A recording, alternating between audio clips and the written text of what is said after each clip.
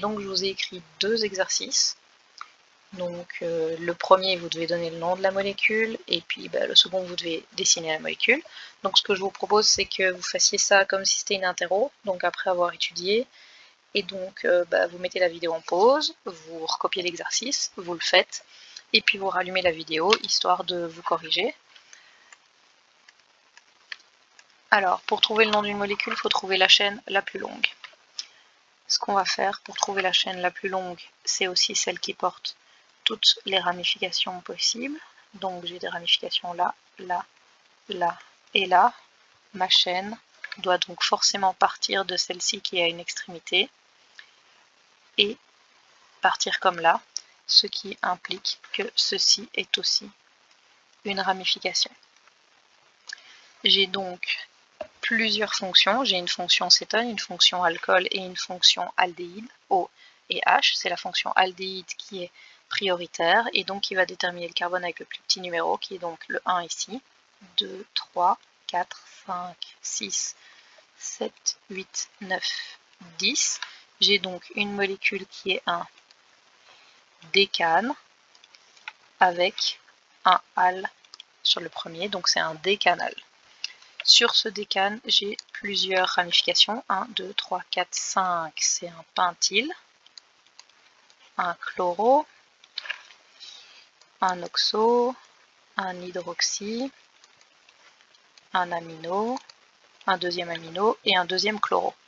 Donc pour classer tout ça par ordre alphabétique, je vais commencer au A, donc j'ai du 7,8 diamino. A, il n'y a pas de B, il y a C, donc j'ai du 4,6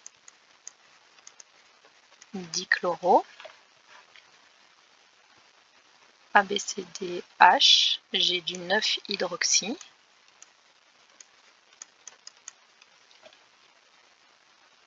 Ah, ouais, donc hydroxyamine, MNOP, donc du 5 oxo et du 4 pentyl.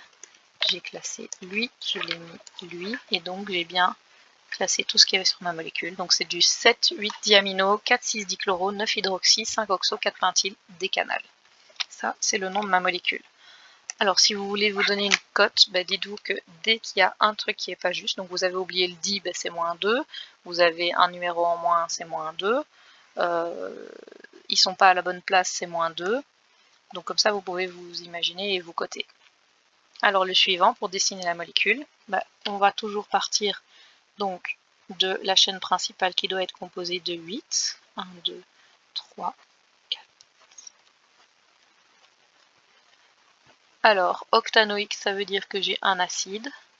Un acide, c'est un O et puis un OH, qui détermine donc le carbone numéro 1. 3, 4, 5, 6, 7 et 8. Vous pouvez bien évidemment mettre l'acide de l'autre côté et donc numéroter dans l'autre sens, ça ne change rien. En 6, j'ai un amino. Un amino, c'est un NH2. En 2 et en 3, j'ai 2 bromo. En 7, j'ai un hydroxy. Et en 4, j'ai un oxo.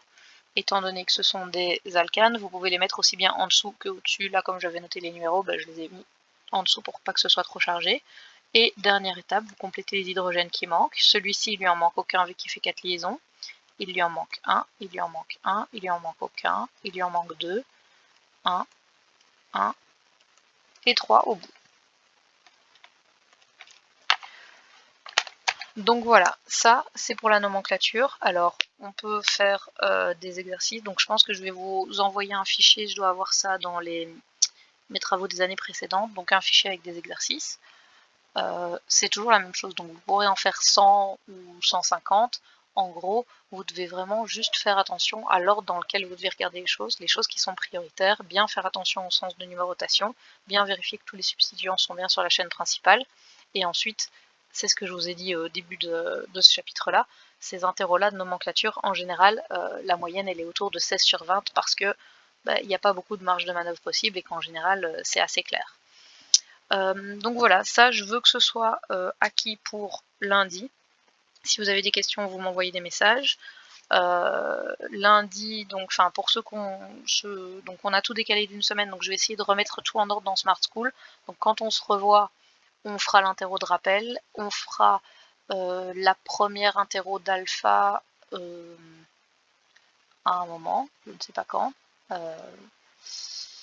Non, ce qu'on va faire, c'est qu'on va faire autre chose. Je vais vous envoyer 2 interros d'alpha à faire comme des grands à votre maison tout seul. Et je vais vous envoyer les correctifs par vidéo. Donc comme ça, vous pouvez faire l'interro, la corriger, vous auto-évaluer. Et comme ça, la semaine prochaine, quand on se voit, la première fois où on se voit, on fait l'interro de rappel. La deuxième fois où on se voit, on fait la première interro d'alpha qui sera certificative. Donc après que vous ayez fait les 2 formatives à la maison. Et la troisième fois où on se voit, on fera la deuxième d'alpha. Et là-dedans, il y aura aussi l'interro de nomenclature de chimie organique sans les fonctions. Donc ça, c'est la toute bête sans fonction qui aura lieu la semaine prochaine aussi, à une des 2 heures où on se voit. Donc voilà, si vous avez des questions et que c'est pas clair, vous m'envoyez un message et moi je retape tout ça dans Smart School. Bonne journée et puis bon week-end.